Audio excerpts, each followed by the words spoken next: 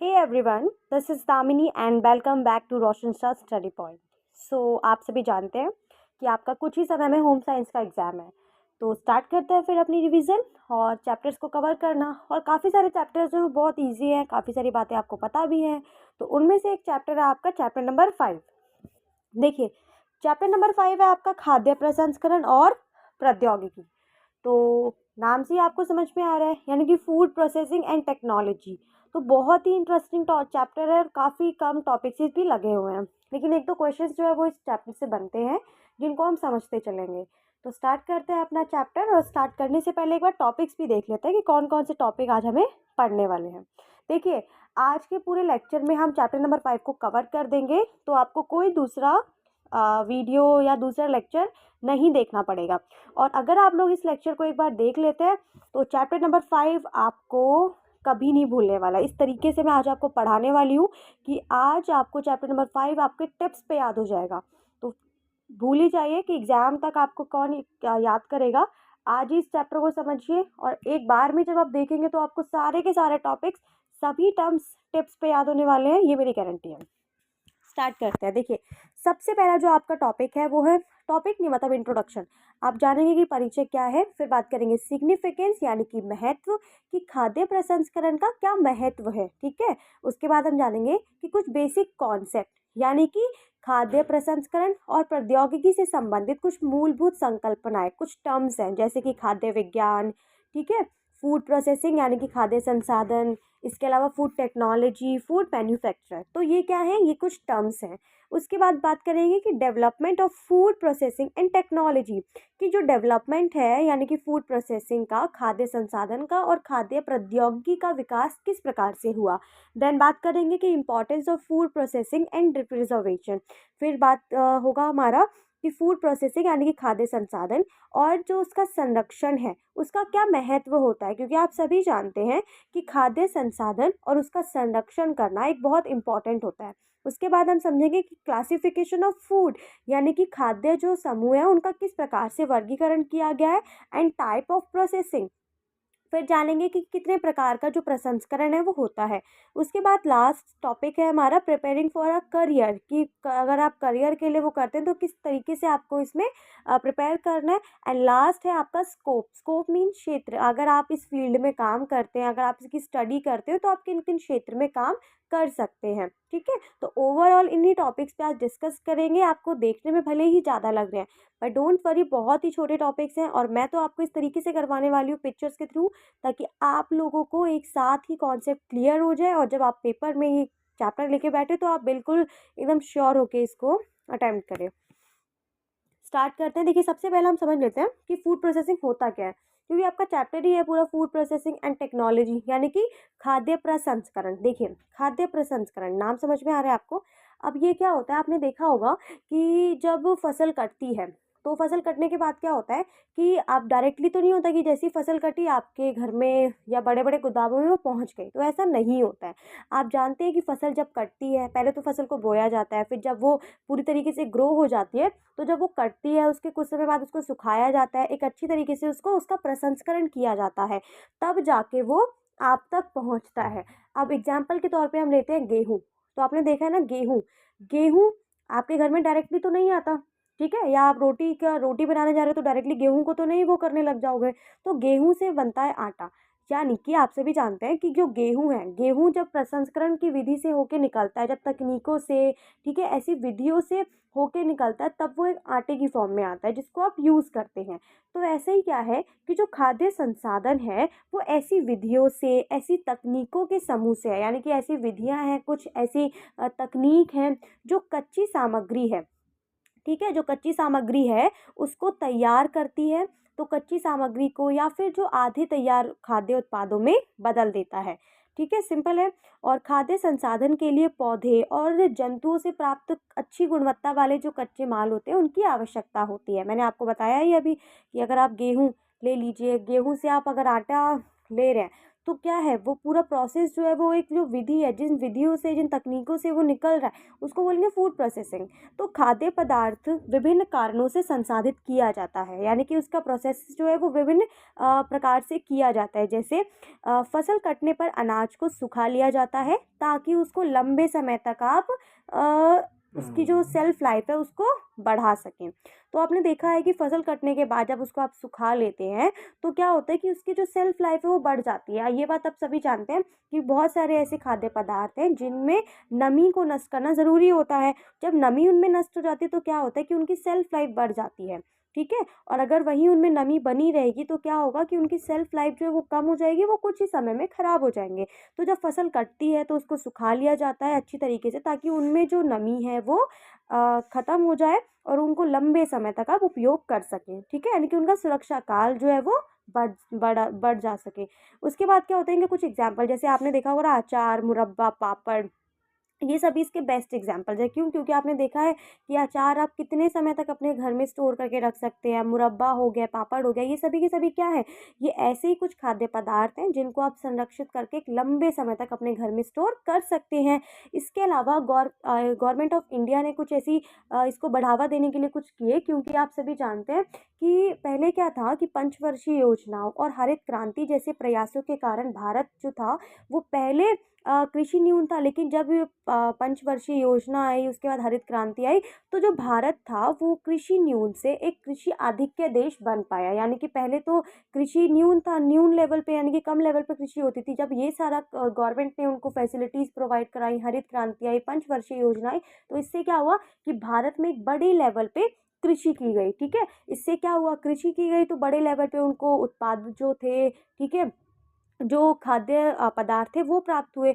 अब इससे क्या हुआ कि गवर्नमेंट ऑफ इंडिया ने एक चीज़ लागू की। उन्होंने कहा कि 14 जनवरी 2010 को भारत सरकार ने भारत में खाद्य संसाधन उद्योग को बढ़ावा देने के लिए, ठीक है, संसाधन उद्योग, देखिए समझिए, संसाधन उद्योग मैंने आपको बताया कि ऐसे उद्योग जो कच्चे सामग्रियों को खाद्य जो उत्पाद होते हैं उसमें बदलता है, ठीक है।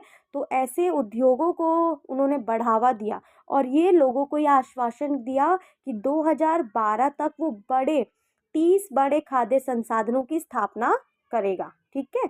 तो ये गवर्नमेंट ऑफ इंडिया ने लोगों को ये आश्वासन दिया कि भारत सरकार जो है वो 14 जनवरी 2010 को गवर्नमेंट ने कहा कि वो खाद्य संसाधन उद्योग, बड़े बड़े उद्योगों की स्थापना करेगा और 2012 तक, यानी कि 2 साल बाद ही क्या है कि 30 बड़े बड़े जो खाद्य संसाधन हैं उनकी स्थापना करेगा। ये उसने घोषणा की, ठीक है, गवर्नमेंट ऑफ इंडिया ने। अब आप जानते हैं कि जब खाद्य संसाधन जो उद्योग होते हैं वो क्या करते हैं, वो बड़े लेवल पे खाद्य जो है, यानी कि जो खाद्य पदार्थ हैं उनको संरक्षित करके रखते हैं, ठीक है, संरक्षित करके रखते हैं। कच्चे जो माल होते हैं, कच्चे जो खाद्य पदार्थ होते हैं उनको क्या करते हैं, वो खाद्य पदार्थों में बदलते हैं, ठीक है। इससे क्या होता है कि जब खाद्य पदार्थ में बदलते हैं तो वो लोगों तक पहुंचता है और एक बड़ा, एक पूरा का पूरा ये प्रोसेस चलता रहता है। तो इसीलिए गवर्नमेंट ऑफ इंडिया ने लोगों को आश्वासन दिया कि 2012 तक आते आते हम 30 बड़े जो खाद्य संसाधन हैं उद्योग, उनकी हम स्थापना करेंगे, ठीक है। अब एक बार समझ लेते हैं कि इससे क्या होता है। देखिए, आप जानते हैं कि जो कच्ची सामग्रियाँ होती हैं, अब कुछ ऐसे पदार्थ होते हैं, कुछ नहीं, एक्चुअली देखा जाए तो बड़े लेवल पे आपने देखा है कि आप जो भी लेते हैं वो एक तरीके से पूरा मैन्युफैक्चर होके आता है। मैन्युफैक्चर का मतलब होता है कि वो पूरा एक रेडी होके आपको मिलता है वो प्रोडक्ट, ठीक है। लेकिन उससे पहले अगर हम देखें कि कुछ ऐसे कच्चे पदार्थ होते हैं जिसमें पोषक तत्व नहीं होते हैं, तो उसमें क्या होता है कि जब हम उसको पूरी तरीके से खाद्य संसाधन के द्वारा जब हमको एक खाद्य पदार्थ में जब हम तब्दील करते हैं तो उसमें क्या होता है कि जिन पोषक तत्वों की कमी होती है उन्हें हम मिला के उस खाद्य पदार्थ का प्रबलीकरण कर देते हैं, ठीक है। इसको आप चाहे फूड फोर्टिफिकेशन ले लीजिए या फिर प्रबलीकरण। प्रबलीकरण का मतलब होता है कि जो भी उसमें कमियां थी, ठीक है, मान लीजिए कोई भी एक प्रोडक्ट ले लीजिए आप, ठीक है, जिसमें जब वो रेडी नहीं हुआ था तो उसमें कुछ जो पोषक तत्व थे उसकी कमी थी, लेकिन जब उसको खाद्य संसाधन की विधियों से, तकनीकों से गुजारा गया तो उसमें जिन पोषक तत्वों की कमी थी उन पोषक तत्वों से भरपूर कर दिया गया, ठीक है। तो इससे क्या हुआ, इससे जो खाद्य था, जो खाद्य पदार्थ था, उसका प्रबलीकरण हो गया, ठीक है। प्रबलीकरण मतलब जो तत्व कम थे वो अब प्रबल मात्रा में हो गए, वो युक्त, जो भरपूर मात्रा में हो गए। इससे ही हम इंग्लिश में बोलते हैं फूड फोर्टिफिकेशन। ठीक है, इससे क्या होता है कि आहार की जो न्यूनतम आवश्यकताएं हैं, ठीक है, जो पोषक तत्व हैं वो पूरे हो सके, क्योंकि एक बेस्ट आहार, एक बेस्ट खाद्य पदार्थ वही होता है जिसमें संपूर्ण पोषक तत्व होते हैं जो आपकी बॉडी के लिए, ठीक है, जो आपकी न्यूनतम जो आवश्यकताएं हैं वो पूरी करें। तो इसीलिए क्या है कि जो खाद्य पदार्थ है वो जिन पोषक तत्वों की कमी होती है उन्हें मिलाकर खाद्य पदार्थों का वर्गीकरण फूड फोर्टिफिकेशन किया जाता है, यानी कि फूड प्रबलीकरण किया जाता है, ताकि जो आहार की न्यूनतम आवश्यकताएं हैं उनको पूरा किया जा सके। अब अगला टॉपिक है हमारा खाद्य प्रसंस्करण की मूलभूत संकल्पना। देखिए, खाद्य प्रसंस्करण आपने समझ ही लिया कि खाद्य प्रसंस्करण मतलब ऐसी विधि, ऐसी तकनीक है जिनसे जो कच्ची सामग्री है वो तैयार होती है। समझ में आ रही है बात आपको? ठीक है, जैसे गेहूं हमने उदाहरण के तौर पे लिया था, आप कपास देख लीजिए। तो ये क्या, कपास तो एक, चलो एक अलग फील्ड में आता है, लेकिन गेहूं तो बेस्ट एग्जाम्पल है। आपके घर में डायरेक्ट गेहूं तो नहीं आता, या गेहूं के जो पौधे हैं वो तो नहीं आते, फसल नहीं आती। क्या होता है, आपके घर में या तो गेहूं आता है या डायरेक्टली आटा आता है। लेकिन गेहूं कब आता है, जब उसको उसके बीज निकाल लिए जाते हैं, जब बीज को निकालने के पश्चात उसको एक बड़े स्थान पे इकट्ठा करके तब वो अलग अलग जगहों पे सप्लाई होता है। तो इसी तरीके से क्या है कि जो खाद्य संसाधन है वो आपको समझ में आ गया कि कुछ ऐसी टेक्निक्स होती हैं, कुछ ऐसी टेक्नोलॉजी है, कुछ ऐसी विधियां हैं जो कच्ची सामग्री को क्या करता है कि खाद्य पदार्थों में बदल देता है। सिंपल।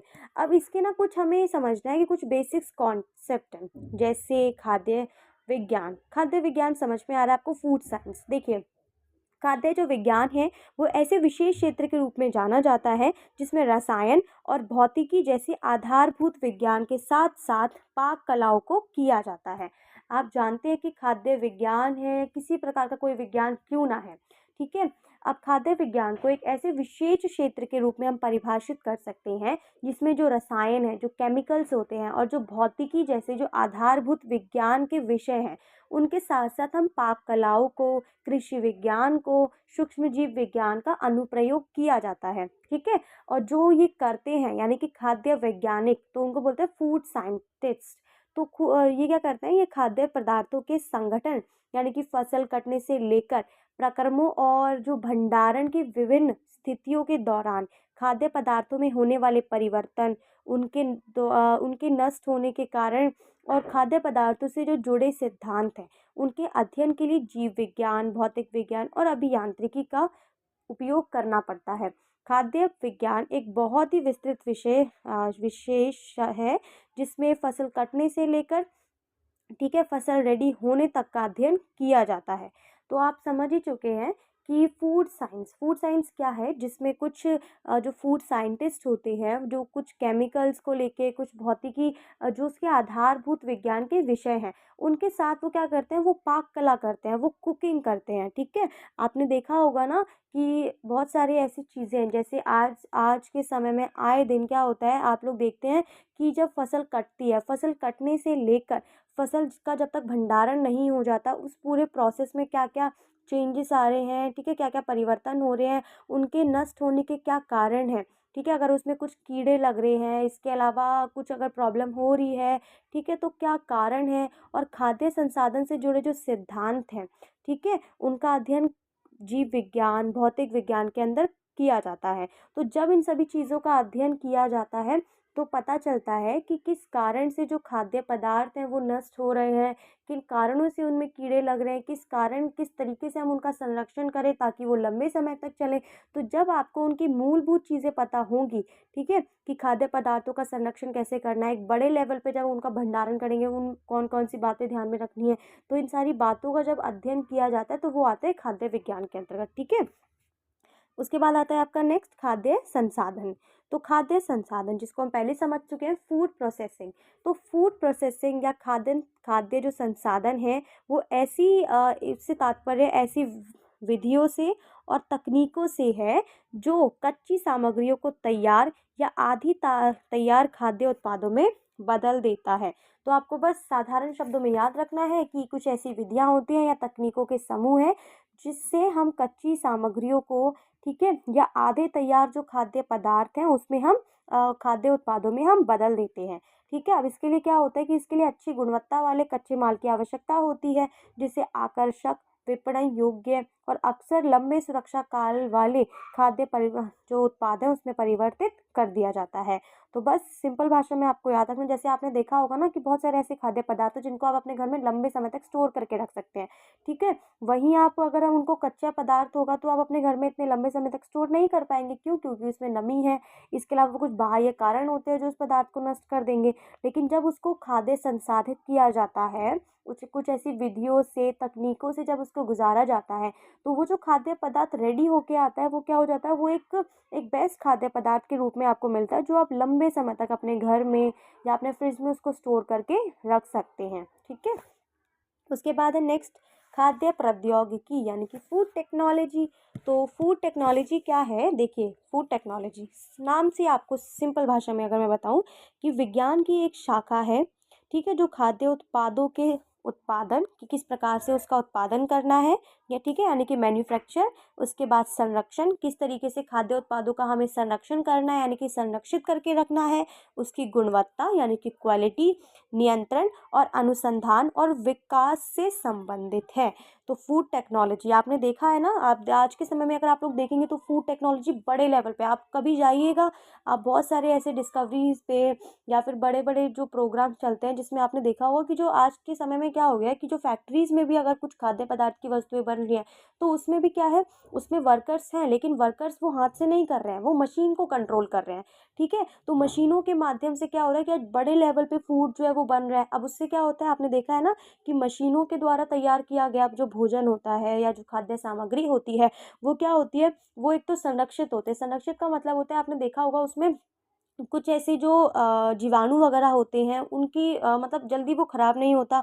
इसके अलावा गुणवत्ता, ठीक है, क्वालिटी भी अच्छी होती है। तो ये सभी जो चीज़ें हैं वो आती हैं टेक्नोलॉजी के अंतर्गत। इसमें क्या होता है कि खाद्य उत्पादन संरक्षण, किस तरीके से हमें उसका संरक्षण करना है, उसकी गुणवत्ता कैसे मेंटेन करनी है, क्वालिटी कैसे मेंटेन करनी है, किस तरीके से नियंत्रण स्थापित करना है, ये सभी जो अनुसंधान होता है, जो रिसर्च होती है और उसका किस तरीके से विकास करना है, ये सभी जो है वो फूड टेक्नोलॉजी के अंतर्गत आता है, ठीक है। अगर हम बात करें खाद्य प्रौद्योगिकी, तो विभिन्न विभिन्न जो प्रकार के खाद्य पदार्थों के उत्पादन के लिए खाद्य विज्ञान और खाद्य अभियांत्रिकी, जिसे हम फूड इंजीनियरिंग का भी बोलते हैं, का उपयोग करते हैं।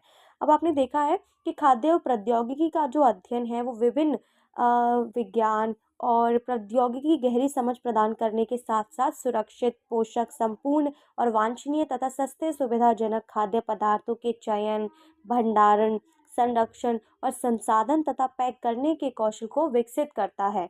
खाद्य प्रौद्योगिकी का मुख्य उद्देश्य है कि सभी जो उत्पादित वस्तुएं हैं उनको उन खाद्य उत्पादित वस्तुओं को खाद्य पदार्थों की गुणवत्ता और सुरक्षा को सुनिश्चित करना है, ठीक है। आपने देखा है कि जो आज के समय में क्या होगा कि फूड टेक्नोलॉजी इतने बड़े लेवल पे काम कर रही है कि जहाँ पे आप 100 लोगों का काम जो है वो एक मशीन कर रही है। तो इससे क्या समझ में आ रहा है, इससे आप उत्पादन बड़े लेवल पे कर सकते हैं, संरक्षण भोजन का, क्योंकि कई बार क्या होता है कि हम लोग जो वो बनाते हैं भोजन, वो थोड़ा बहुत एक अनहाइजीनिक भी हो जाता है, लेकिन जब मशीन के द्वारा कोई भोजन तैयार किया जाता है तो उसमें सभी चीज़ों का ध्यान रखा जाता है, ठीक है। इससे क्या होता है कि उसकी सेल्फ लाइफ अपने आप ही बढ़ जाती है, गुणवत्ता का ध्यान रखा जाता है, क्वालिटी का। इसके अलावा अनुसंधान और विकास जो है वो उसमें लगातार काम करते ही रहते हैं। तो इस प्रकार से खाद्य प्रौद्योगिकी का जो कॉन्सेप्ट है वो आई होप आप लोगों को समझ में आ चुका होगा। नेक्स्ट है हमारा खाद्य उत्पादन, ठीक है, या विनिर्माण। तो 4 कॉन्सेप्ट थे जिसमें पहला था खाद्य विज्ञान, ठीक है, उसके बाद था खाद्य संसाधन, तीसरा है खाद्य प्रौद्योगिकी और फोर्थ है खाद्य उत्पादन। तो आपको इस तरीके से याद रखना, देखिए खाद्य तो आपको पता ही है, तो एफ याद रखना, ठीक है, एफ के बाद एस, फिर पी, उसके बाद T and last is M. तो फूड साइंस, उसके बाद क्या था, प्रोसेसिंग, टेक्नोलॉजी एंड मैन्युफैक्चर। तो F S P T M, F S P T M आपको ये याद रखना है बस। तो फूड हर किसी के आगे लगाते जाना है, एस मतलब साइंस, पी मतलब प्रोसेसिंग, टी मतलब टेक्नोलॉजी और एम मतलब मैन्युफैक्चरिंग यानी कि उत्पादन, ठीक है। टेक्नोलॉजी मतलब प्रौद्योगिकी, प्रोसेसिंग मतलब संसाधन और एस का मतलब होता है साइंस, सिंपल। तो इस तरीके से आपको कुछ अपनी ऐसी स्ट्रैटेजीज बनाना ताकि आपको याद रहे 4 कॉन्सेप्ट। अब हमारा जो लास्ट कॉन्सेप्ट था वो था खाद्य उत्पादन। कोमल बोल मत, उत्पादन है, ठीक है। खाद्य उत्पादन एक ऐसी प्रक्रिया है जिसमें खाद्य उत्पादों को बढ़ती जनसंख्या के लिए, ठीक है, और उनकी विभिन्न मांगों को पूरा करने के लिए खाद्य प्रौद्योगिकी के जो सिद्धांत हैं उनका उपयोग करते हुए बड़े पैमाने पर तैयार किया जाता है। तो याद रखना है आपको, फूड मैन्युफैक्चरिंग। आजकल आप लोग देख रहे हैं कि जनसंख्या बढ़ती जा रही है, तो उनकी विविध मांगों को पूरा करने के लिए एक बड़े लेवल पे क्या किया जाता है, खाद्य पदार्थों को तैयार किया जाता है। तो उस बड़े लेवल पे खाद्य, बड़े लेवल पे, बड़े पैमाने पर जब तैयार किया जाता है तो उसे बोलते हैं हम खाद्य उत्पादन। तो जो खाद्य उत्पादन है ये क्या होता है, ये प्रौद्योगिकी के जो विभिन्न सिद्धांत हैं, ठीक है, टेक्नोलॉजी के जो सिद्धांत हैं उनका उपयोग इसमें किया जाता है। टेक्नोलॉजी, अब आप लोग देख रहे हैं, मैंने अभी आपको उदाहरण के तौर पे कहा था कि एक मशीन 100 लोगों का काम कर सकती है। तो बड़े लेवल पे जब हमें किसी के लिए खाना बनाना है, बड़े लेवल पे जब जनसंख्या की आप पूर्ति करनी है खाद्य पदार्थों की, तो उसमें हम क्या करेंगे कि उसमें हम खाद्य जो प्रौद्योगिकी है, जो फूड टेक्नोलॉजी है, उसके सिद्धांतों का हम उपयोग करेंगे ताकि हम एक बड़े पैमाने पर खाद्य पदार्थों को बना सकें। आप लोग अगर आज के समय में देखेंगे तो हर जितनी भी खाद्य पदार्थ की फैक्ट्रियां हैं, उद्योग हैं, उनमें हर जगह आपको फैक्ट्रीज मिलेंगी, ठीक है, जो बड़े बड़े लेवल पे काम कर रही हैं, बड़े बड़े लेवल पे जनता की आवश्यकताओं की पूर्ति कर रही हैं, ठीक है। उनमें देखिए आप लोग, बड़ा जो जितना ज़्यादा काम होता है वो मशीन ही संभालती हैं, ठीक है। तो वो किसके अंडर में काम करती हैं, वो खाद्य प्रौद्योगिकी के अंडर में रह के वो काम करती हैं। तो कोई भी आप लोग ले लीजिए, हर जगह आजकल आप लोग देखेंगे मशीन है, चाहे वो कोई इंडियन, चाहे वो नॉर्थ हो, कुछ भी ले, चाहे वो आप देखेंगे कि पैकेट बंद खाना है या फिर जैसे घर में हम बनाते हैं इस तरीके का है।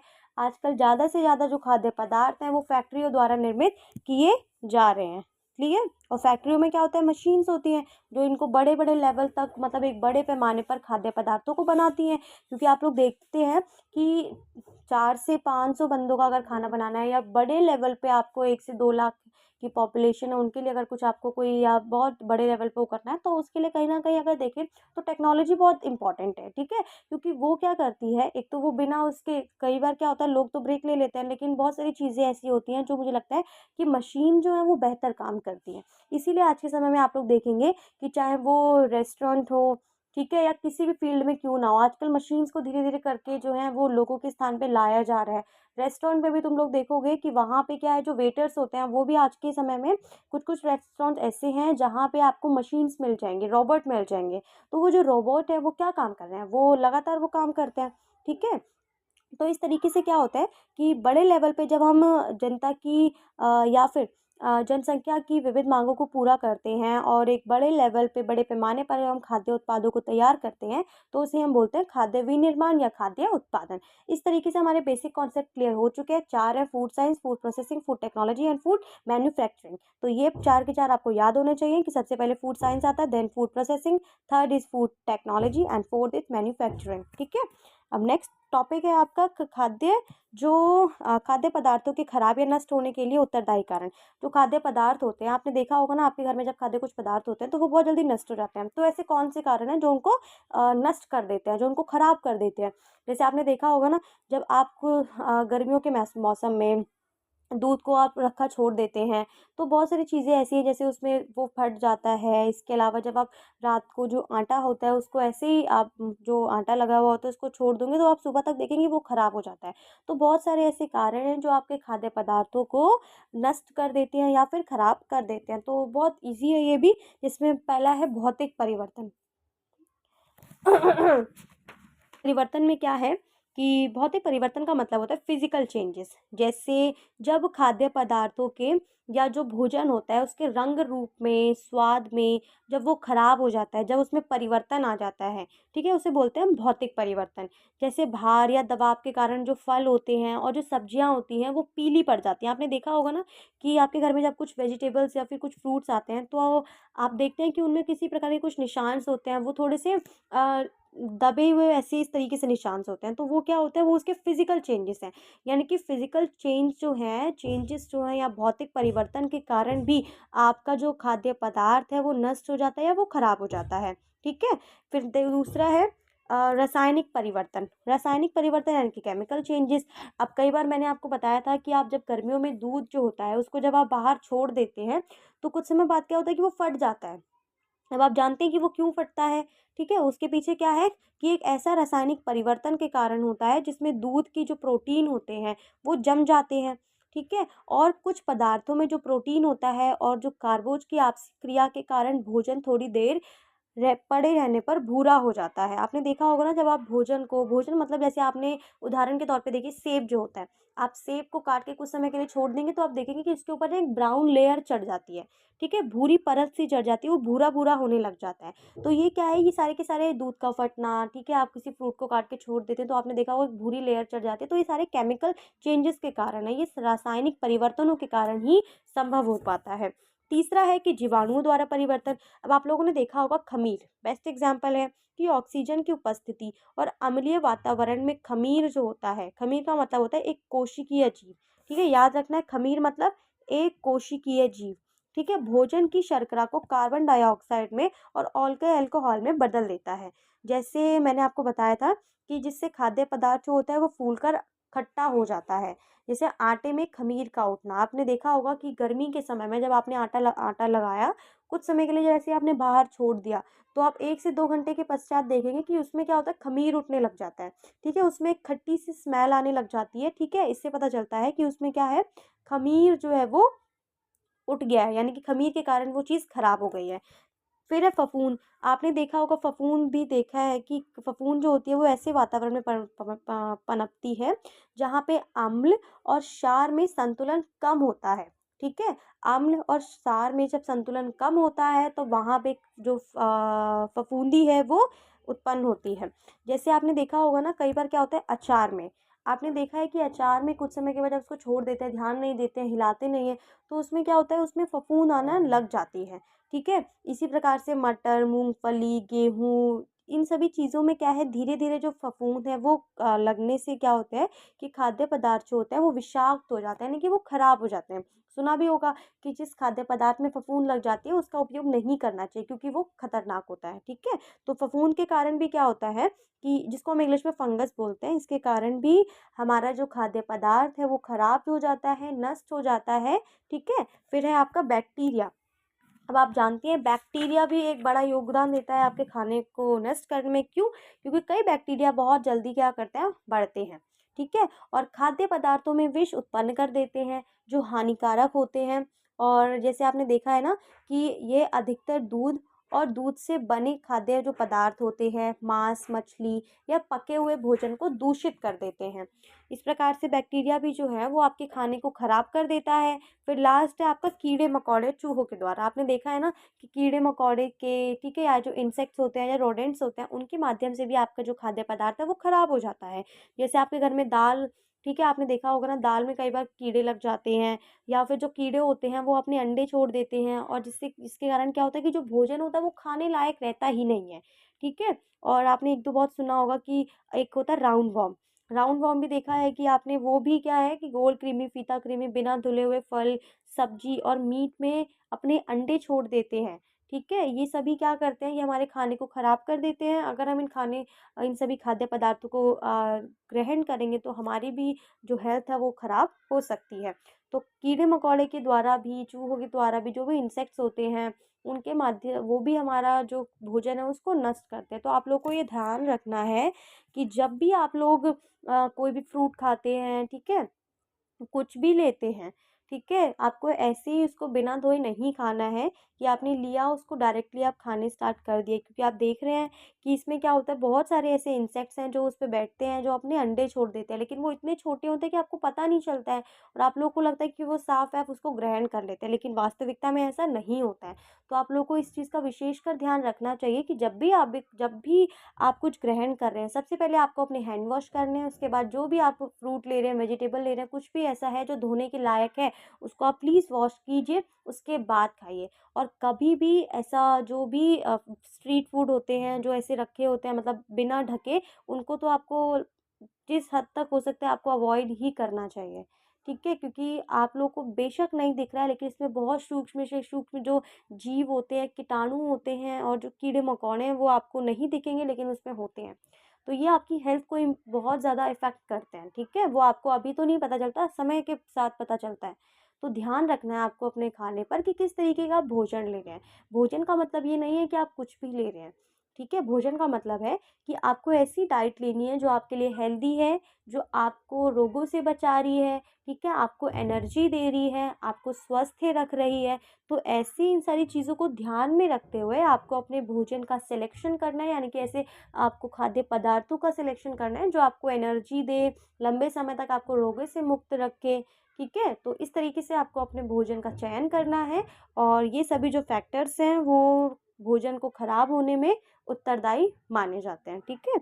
भौतिक परिवर्तन, रासायनिक परिवर्तन, जीवाणुओं के द्वारा परिवर्तन, कीड़े मकोड़े के द्वारा, फंगस, ईस्ट, ठीक है, बैक्टीरिया, ये सभी आपके खाने को खराब कर देते हैं। तो ध्यान रखना है आपको इस बात पे कि जब भी कुछ ऐसा हो जाता है, अगर दूध बाहर पड़े ख़राब हो गया तो उसको डायरेक्टली आप फेंक दीजिए, उसको यूज़ मत कीजिए। तो कुछ ऐसी चीज़ें आपको जो पहले से पता थी, बस आपको उनके टर्म्स पता होगा कि इसको भौतिक परिवर्तन कहेंगे, रासायनिक परिवर्तन करेंगे, सिंपल। नेक्स्ट टॉपिक है आपका खाद्य संसाधन और संरक्षण की आवश्यकता। बहुत ही इजी टॉपिक है। देखिए, मैं बोलूँ खाद्य संसाधन, फूड प्रोसेसिंग की क्यों ज़रूरत है। शुरू में एग्जांपल डिस्कस किया था कि अगर आपके घर में डायरेक्टली गेहूं की फसल आ जाएगी तो क्या आप उसको वो कर पाएंगे, नहीं ना। आपको तो एक आटा चाहिए, आपको तो वो जिस चीज़ की ज़रूरत है आपको वो चाहिए। तो क्या फूड प्रोसेसिंग है ये वही काम करता है। ये क्या करता है कि जो कच्चे माल होते हैं, ठीक है, डिस्कस किया था शुरू में कि कच्चे माल को एक खाद्य उत्पाद में तैयार करता है, ठीक है। उसने क्या किया कि खेतों से कच्चे माल को बड़े लेवल से उठाया, अब उसको आपको वो उसमें तैयार करके दे रहा है। जैसे आपने देखा होगा ना, पीनट बटर हो गया है, मूंगफली हो गई है, मूंगफली की जितनी भी जो भी आपको दिखेगा कृषि वगैरह होती है, वो डायरेक्टली आपके घर में नहीं आती है, ठीक है। वो किसी ना किसी चेंजेस के मतलब किसी विधि के द्वारा, किसी तकनीक से ऐसी गुजरती है जिससे वो क्या होता है, वो संसाधित हो जाता है, तब आपके पास वो पहुंचता है, ठीक है। तो इसके अलावा संरक्षण की क्यों आवश्यकता है। आप जानते हैं भोजन का संरक्षण करना बहुत ज़रूरी है, ठीक है। संरक्षण का मतलब क्या होता है, समझते हैं। देखिए, अतिरिक्त खाद्य का सदुपयोग। आप जानते हैं कि खाद्य संसाधन और संरक्षण की आवश्यकता का सबसे इम्पोर्टेंट क्या है कि जो अतिरिक्त खाद्यान्न है, अतिरिक्त खाद्यान्न मतलब जो एक्स्ट्रा आपके पास फूड्स अवेलेबल है उसका आपको सदुपयोग करना है। कई बार होता है ना, आपके पास बोलते हैं कि ज़्यादा पैसा आ गया तो आप वेस्ट कर रहे हैं। इसी प्रकार से जब, हाँ पापा, नहीं, तो कई बार क्या होता है ना कि आपने देखा होगा ना कि कुछ ऐसी खाद्य वस्तुएं होती हैं जो वर्ष में ना एक सीमित समय में उनकी उपज होती है, और सीमित समय में वो इतनी ज़्यादा उनकी उपज हो जाती है कि हमें उनको संरक्षित करके रखना पड़ता है, ठीक है। संरक्षित करके, जैसे मैंने आपको बताया था कि जो गेहूं होता है उसकी नमी को, उसको जब सुखा लिया जाता है तो उसमें उसकी नमी जो है, जो भी हल्की फुल्की नमी है वो नष्ट हो जाती है, ठीक है, यानी कि ख़त्म हो जाती है। तो जब नमी जो है वो जब ख़त्म हो जाती है तो उसको क्या किया जाता है, लंबे समय तक आप स्टोर कर सकते हैं, उसमें किसी प्रकार के कोई कीड़े, कोई बैक्टीरिया वगैरह नहीं लगेगा। तो क्या होता है कि जो खाद्य संसाधन है वो अतिरिक्त जो खाद्यान्न है उनका सदुपयोग करता है, ठीक है। यानी कि अगर आपके पास एक सीजनल फ्रूट कोई है, वो बड़े लेवल पे आपने उसका प्रोडक्शन कर लिया, गेहूं, आप जानते हैं जो गेहूं होता है वो रबी और खरीफ फसल ये इस तरीके से डिवाइड होता है।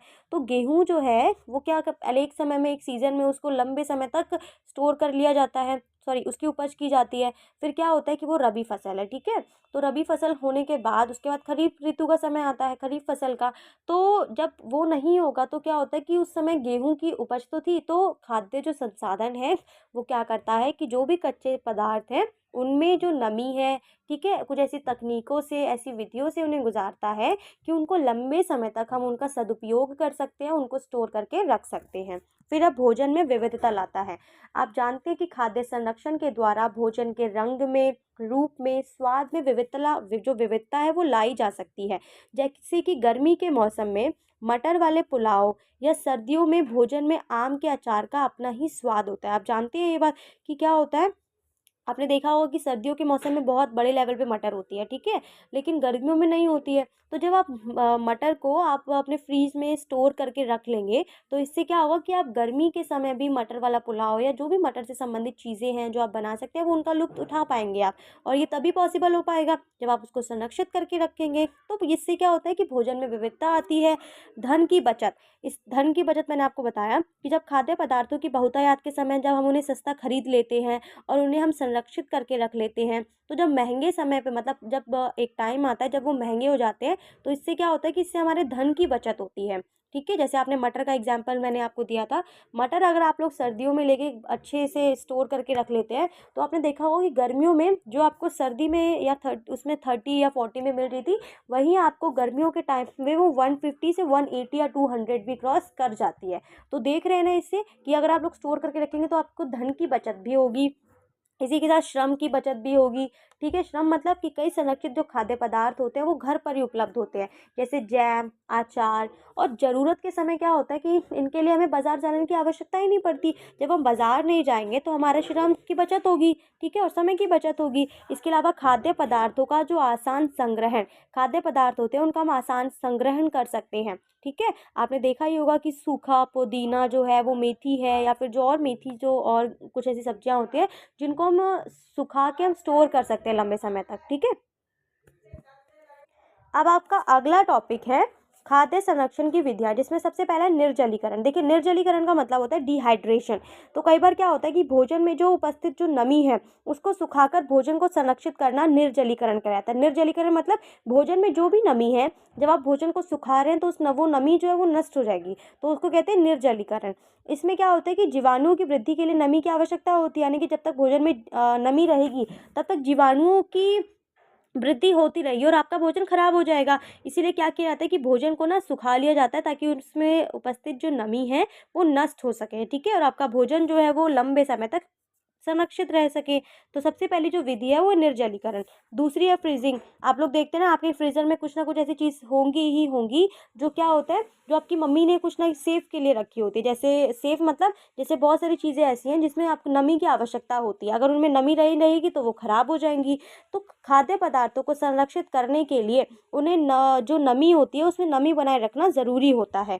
ठीक है, इसीलिए उन्हें कम तापमान पे हम संरक्षित कर सकते हैं। जैसे आपने देखा होगा ना कि अलग अलग, जैसे कोल्ड ड्रिंक हो गया, बहुत सारी चीज़ें ऐसी हैं आपने देखा आज के समय में, तो आप ले लीजिए मकेन वगैरह हो गए हैं, ये सारे आप लोग फ्रीज़र में स्टोर करके रखते हैं। क्यों? क्योंकि उसमें थोड़ी बहुत नमी बनाए रखना ज़रूरी होता है, वरना वो ख़राब हो जाएगा।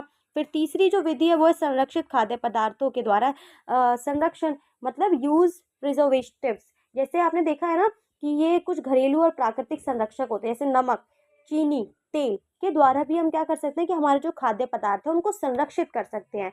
अब इनके द्वारा क्या होता है कि भोजन के रूप और रंग और आकार में होने वाले जो परिवर्तन होते हैं उनको कम करके हम लंबे समय तक उनको हम संरक्षित कर सकते हैं। जैसे अचार, चटनी, सॉस, जैम, जेली।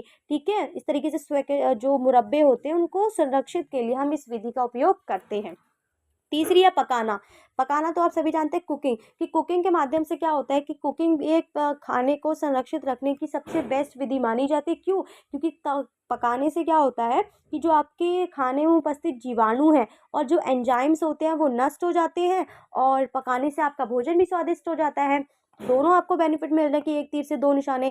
सबसे पहले जितने भी जीवाणु हैं, जो एंजाइम्स हैं वो नष्ट हो जाते हैं। दूसरा, भोजन जो होता है वो खराब होने से बचता है। और तीसरा, पकाने से भोजन आपका स्वादिष्ट भी हो जाता है। तो ये कुछ 4 ऐसी विधियाँ थी जो मैंने आपको बताई हैं। सबसे पहली है निर्जलीकरण, फ्रीजिंग, उसके बाद कुछ संरक्षित खाद्य पदार्थों के द्वारा संरक्षण, और फोर्थ है पकाना यानी कि कुकिंग। फिर है आपका कि संसाधित खाद्य पदार्थों का वर्गीकरण। खाद्य पदार्थों का वर्गीकरण जो है वो 7 प्रकार से किया गया है। सबसे पहले न्यूनतम संसाधित खाद्य पदार्थ। अब न्यूनतम संसाधित खाद्य पदार्थ का मतलब है कि जो मिनिमली प्रोसेस्ड जो फूड्स होते हैं। जैसे न्यूनतम संसाधित खाद्य पदार्थ का तात्पर्य उन खाद्य पदार्थों से है जिन्हें कम से कम संसाधित किया जाता है। ठीक है, ताकि उनकी गुणवत्ता जो है बनी रहे। ठीक है, तो ऐसे कुछ खाद्य पदार्थ जिन्हें कम से कम संसाधित किया जा सकता है उनको बोलते हैं न्यूनतम संसाधित खाद्य पदार्थ। दूसरा आता है आपका इसमें संरक्षित खाद्य पदार्थ। संरक्षित खाद्य पदार्थ मतलब जो आपको संरक्षित आप कर सकते हैं एक लंबे समय तक। जैसे आपने देखा होगा ना, मटर हो गया है, सब्जियां हो गई हैं। ठीक है, ये क्या है, लंबे समय तक आप इनको संरक्षित करके रख सकते हैं। विनिर्मित खाद्य पदार्थ। विनिर्मित मतलब मैन्युफैक्चर जो फूड्स होते हैं। अब विनिर्मित खाद्य पदार्थों में कच्ची सामग्री के मूल जो गुण होते हैं वो काफ़ी हद तक समाप्त हो जाते हैं। ठीक है, जैसे आपने देखा होगा ना, अचार, ठीक है, जैम, मुरब्बा, शरबत, पापड़, बड़ी, ये सभी क्या है, ये विनिर्मित खाद्य पदार्थ है। ठीक है, तो इनको क्या करते हैं आप लोग, इनकी जो कच्ची सामग्री के जो मूल गुण है वो काफ़ी हद तक समाप्त हो जाते हैं। अब आप लोग जैम ले लो, अचार ले लो, तो अचार का जो मूल गुण है, जब आप उसको लंबे समय तक अचार की फॉर्म में रखे रहेंगे तो उसका मूल गुण समाप्त हो जाएगा। इसी प्रकार से पापड़ है, शरबत है, बड़ी जो है, इनके सभी के क्या होते हैं, मूल गुण, जो मूल गुण होते हैं वो समाप्त हो जाते हैं और संरक्षण के लिए कुछ मूलभूत विधियाँ ये काम में लाई जाती हैं। संश्लेषित खाद्य पदार्थ यानी कि सिंथेटिक फूड्स। तो संश्लेषित खाद्य पदार्थ जो होते हैं वो उन खाद्य पदार्थों को कहते हैं जो सूक्ष्म जैविक और रासायनिक संश्लेषणों द्वारा बनाए जाते हैं। ठीक है, जैसे उदाहरण के लिए उद्योगों में उपयोग में आने वाले एंजाइम और विटामिन जैसे पोषक तत्व। फिर है आपका कार्यमूलक खाद्य पदार्थ। कार्यमूलक खाद्य पदार्थ मतलब कि उन खाद्य पदार्थों को कहा जाता है जो मनुष्य के स्वास्थ्य पर लाभदायक प्रभाव डालते हैं। ठीक है, मनुष्य का जो स्वास्थ्य है उस पर लाभदायक जो प्रभाव डालते हैं उन्हें बोलते हैं कार्यमूलक खाद्य पदार्थ। जैसे प्रोबायोटिक और लाइकोपोनिन जो इत्यादि जो खाद्य पदार्थ होते हैं वो कार्यमूलक खाद्य पदार्थों के अंतर्गत माने जाते हैं, मतलब जो आपके मनुष्य के स्वास्थ्य पे लाभदायक प्रभाव डालते हैं। उसके बाद आता है आपका चिकित्सीय खाद्य पदार्थ। सिंपल है, यानी कि मेडिकल फूड। मेडिकल फूड मतलब जैसे कुछ ऐसे फूड्स होते हैं ना जो किसी रोग के आहार्य प्रबंधन के दौरान उपयोग में लाए जाते हैं। जैसे कहा जाता है कि जब उच्च रक्तचाप होता है तो उस स्थिति में क्या होता है कि हमें कम सोडियम वाला नमक लेना चाहिए। ठीक है, इससे क्या होता है कि आपका जो उच्च रक्तचाप है वो आपके नियंत्रित लेवल पे आ जाता है। तो कुछ ऐसे भोजन होते हैं जिनको हम चिकित्सीय खाद्य पदार्थ की श्रेणी में डालते हैं, जिसमें नमक आ जाता है, दूध आ जाता है, लैक्टोज मुक्त दूध जो आता है, ये भी आपका चिकित्सीय खाद्य पदार्थ में माना जाता है। फिर आपका फॉर्मूलाबद्ध खाद्य पदार्थ। ठीक है, फॉर्मूलाबद्ध यानी कि फॉर्मुलेटेड फूड्स। तो फॉर्मुलेटेड फूड्स में क्या आता है, जैसे आपने देखा होगा ना, आइसक्रीम, कुल्फी और बिस्किट, डबल रोटी, ये सभी क्या है, ये फॉर्मुलेटेड फूड्स हैं। मतलब जिसमें खाद्य पदार्थ और विभिन्न जो संघटक हैं, जो इंग्रेडिएंट्स हैं, उनको मिलाकर जो तैयार किया जाता है। आइसक्रीम आप लोग देखेंगे तो आइसक्रीम में देखेंगे कितने प्रकार की चीज़ें मिली हुई होती है, केक हो गया, कुल्फ़ी हो गई है, डबल रोटी, बिस्किट में आप लोग देखेंगे तो इसमें क्या है कि इसमें अलग अलग जो इंग्रेडिएंट्स हैं जब वो मिला के बनाया जाता है तो उसको बोलते हैं फॉर्मुलेटेड फूड्स। तो इस तरीके से आपका जो फूड है, खाद्य पदार्थ है, उनका वर्गीकरण किया गया है।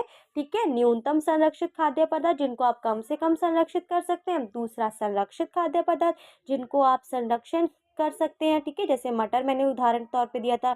इसके अलावा डिब्बा बंद जो फल होते हैं।